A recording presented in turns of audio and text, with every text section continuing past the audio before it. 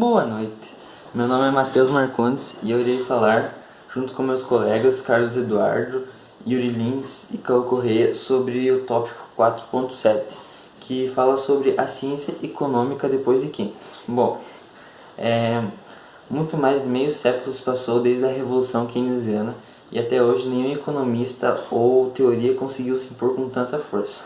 Atualmente, o keynesianismo começa a perder força diante da escala do neoliberalismo. A partir da crise do petróleo de 1970, provocaram severas consequências mundialmente. Ocorreram dois choques sucessivos no preço mundial do petróleo, que levaram países subdesenvolvidos ao endividamento, tentando se defender dessa crise do petróleo. E setores produtivos se depararam com uma pequena decadência em seus lucros, ou da estagflação, ou seja, a recessão de altas taxas de inflação. E meu negócio está aqui, meu resuminho, que a professora mandou imprimir. Tá aqui, ó, meus papel.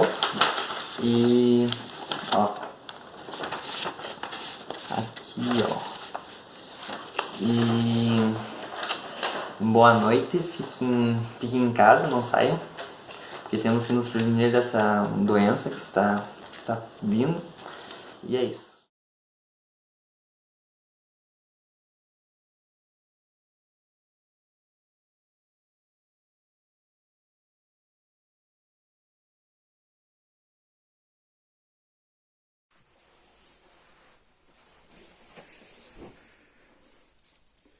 Bem, primeiramente, boa noite, meu nome é Yuri e eu vim falar um pouco sobre as ideias neoliberais e por que delas têm surgido. Bem, os governos já não conseguiam mais manter os fortes investimentos que eles haviam realizado nas duas grandes guerras e também pela crise de 1929, pois a crise de petróleo acabou deixando até mesmo alguns governos endividados e deixando com elevados déficits públicos, a balança comercial desfavorável e até chegando à inflação. Surgem assim as ideias neoliberais para que possam acabar com o recesso mundial. O que foi feito com êxito? As ideias básicas do neoliberalismo são mínima participação do Estado na economia, livre fluxo de mercadorias e de capitais internacionais, dando ênfase à globalização mundial, políticas de privatização de empresas estatais e redução do tamanho do Estado, com o objetivo de torná-lo mais eficiente, aberturas econômicas para entradas de empresas multinacionais. O Estado não pode controlar os preços dos bens e serviços. A lei, oferta e demanda, juntamente com a livre concorrência, são suficientes para regular os preços. E a base da economia deve ser formada por empresas privadas. E é isso. Tenham uma boa noite, escovam bem os dentes e passem muito álcool em gel.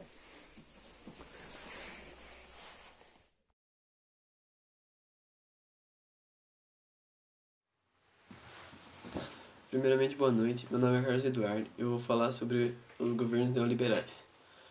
Tais ideias liberais norteiam o mundo atualmente. O governo inglês, de Margaret Thatcher, de 1979, e de Ronald Reagan, de 1980, foram os principais e mais bem-sucedidos governos neoliberais.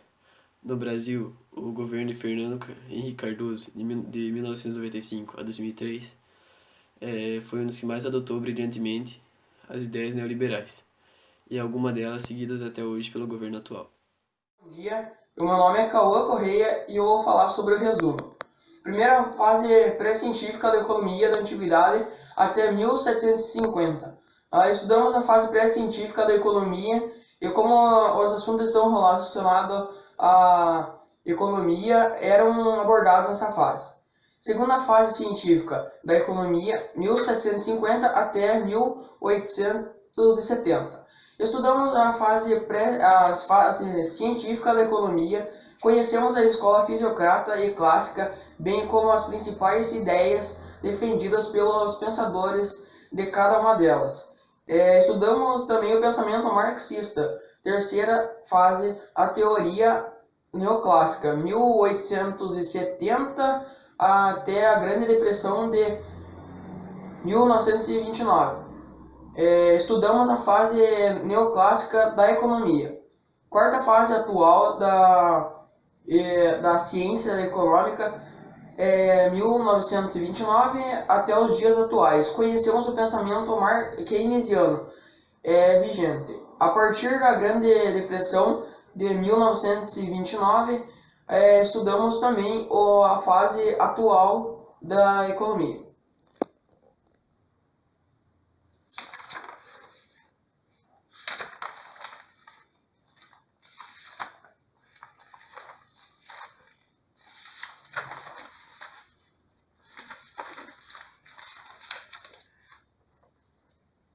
Agora sim.